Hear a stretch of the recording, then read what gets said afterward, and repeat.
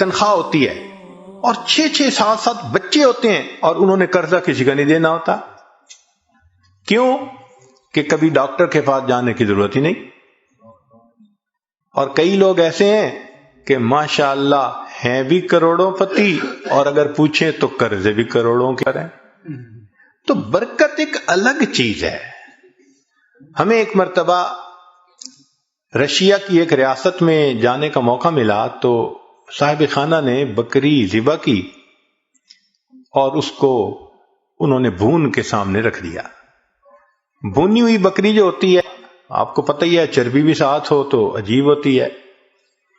خیر جب کھانے کا وقت آیا تو ہم نے دیکھا کہ جن برتنوں میں انہوں نے وہ رکھا ہوا تھا نا گوشت، وہ نیچے چربی پگھلی ہوئی تھی اور چربی ساتھ بھی لگی ہوئی تھی. تو ہم تو جی اس میں سے کھانے لگے، بڑا دیکھ کے یہاں چربی نہیں، بڑا بچ کے سنبھل کے تھوڑا سا لیا کہ بھائی زیادہ کولیسٹرول نہ ہمارا اندر چلا جائے. ہمارے پاس ایک وہاں کے مقامی بڑے میاں آ کر بیٹھ گئے اور اللہ کی شان کہ انہوں نے آ کے کھانی ہی چربی شروع کر دی.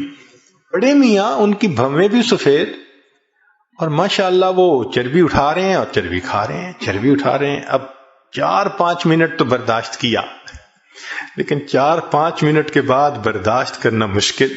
ایک بندہ کھا ہی چربی رہا ہے. اور لطف کی بات کہ پھر انہوں نے چمچ پکڑی، چمچ بھری اس میں وہ جو پگھلی ہوئی چربی تھی اور پینی بھی شروع کر دی. یا اللہ، اٹ بیکیم ٹو مچ. تو میں نے ان کی طرف دیکھا اور میں نے بڑے میاں سے تعارف کیا. میں نے کہا کہ بڑے میاں آپ ٹھیک ہیں، خیریت سے ہیں؟ انہوں نے کہا میں ٹھیک ہوں، خیریت سے ہوں. میں نے کہا آپ کی صحت ٹھیک ہے؟ کہ میری عمر اس وقت تقریباً 82 سال ہو چکی ہے. میں نے اپنی پوری زندگی میں کوئی میڈیسن کی گولی اپنے منہ میں نہیں ڈالی.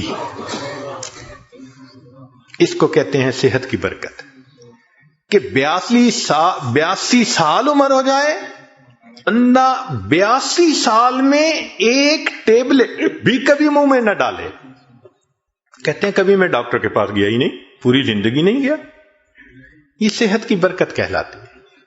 ہمارے حضرت مرشد عالم رحمت اللہ علیہ 90 سال کی عمر میں ان کی وفات ہوئی. عمر کے دنوں میں حضرت جب خط پڑھتے تھے تو اینک اتار کے پڑھتے تھے، اس لیے کہ قریب کی نظر ٹھیک تھی، دور کے لیے اینک ساتھ لگایا کرتے تھے. اور دور تو 40 سال کے بعد ایجنگ ایفیکٹ ہوتا ہی ہے.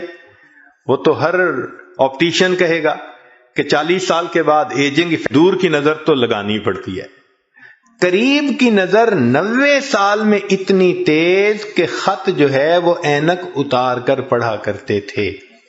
سنوائی اتنی تیز تھی، سماعت، کہ کمرے کے کونے میں کوئی وسپر کرتا تھا تو حضرت سن لیا کرتے تھے. اور اللہ کی شان کے سال کی عمر میں تمام دانت حضرت کے بالکل ٹھیک تھے. ایک مرتبہ کھانا آیا تو میں نرم سی روٹی نہ ڈھونڈ کے حضرت کے آگے رکھنے لگا. پوچھنے لگے کیا ڈھونڈ رہے ہو؟ میں نے کہا حضرت میں کوئی نرم سی روٹی آپ کے لیے ڈھونڈ رہا ہوں. فرمایا میرے دانتوں کو کیا ہوا ہے؟ دو مجھے کوئی کڑک روٹی. 90 سال کی عمر میں کڑک روٹی کھائی. اللہ کی شان. اور ایسی قوت اللہ نے دی تھی کہ ایک مرتبہ اس عاجز کے کندھے پہ دوسرا ہاتھ رکھا تو ماشاءاللہ لمبا قد تھا اور صحت تھی اور جسم تھا. کندھے پہ ہاتھ رکھا تو میں تھوڑا سا نیچے ہوا. فرمایا کیا چوزے بنے پھرتے ہو؟ ہم واقعی اپنی جوانی میں ان کے سامنے چوزے تھے. اللہ نے ایسی صحت دی تھی. یہ برکت عجیب چیز ہے.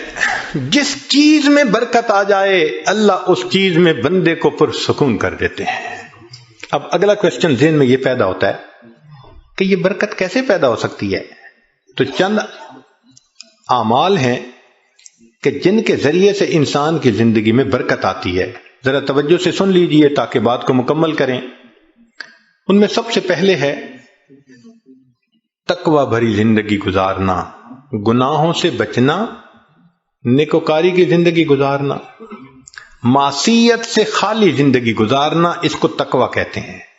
احتیاط والی زندگی، ہماری زبان میں کہتے ہیں نا to be on the safe side, English میں کہتے ہیں اور یہ to be on the safe side.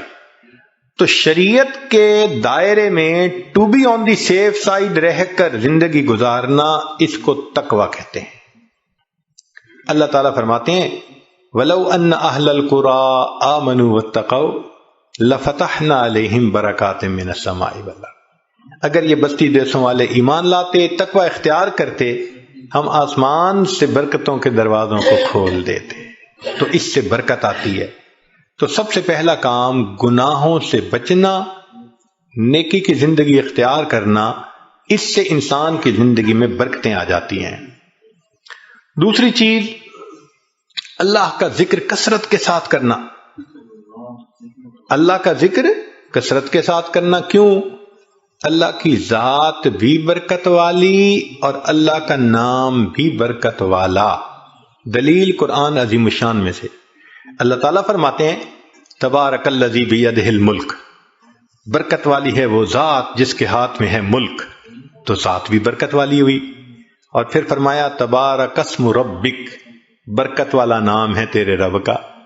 تو ذات بھی برکت والی اور اس کا نام بھی برکت والا۔ اس لیے ہمیں چاہیے کہ ایک تو اللہ کا ذکر کثرت سے کریں تاکہ زندگی میں برکت آئے، اور دوسرا یہ کہ ہر اچھے کام کی ابتدا بسم اللہ سے کریں۔ بعض مفسرین نے لکھا ہے کہ اسم جو لفظ ہے نا، اس کے کئی معنی ہیں عربوں میں۔ ایک اس کا معنی ہے نام، تو بسم اللہ کا معنی بنے گا اللہ کے نام کے ساتھ۔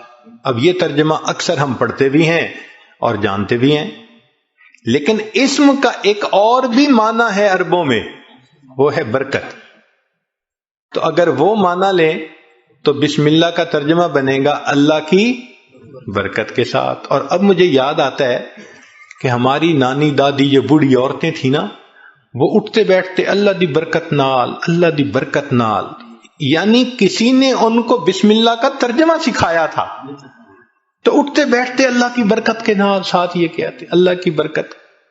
تو بسم اللہ کو کثرت سے پڑھنا، گاڑی کا دروازہ کھولیں تو بسم اللہ پڑھ کے، چابی لگائیں تو بسم اللہ پڑھ کے، سٹارٹ کریں بسم اللہ پڑھ کے، کوئی بھی اچھا کام بسم اللہ پڑھتے رہیں۔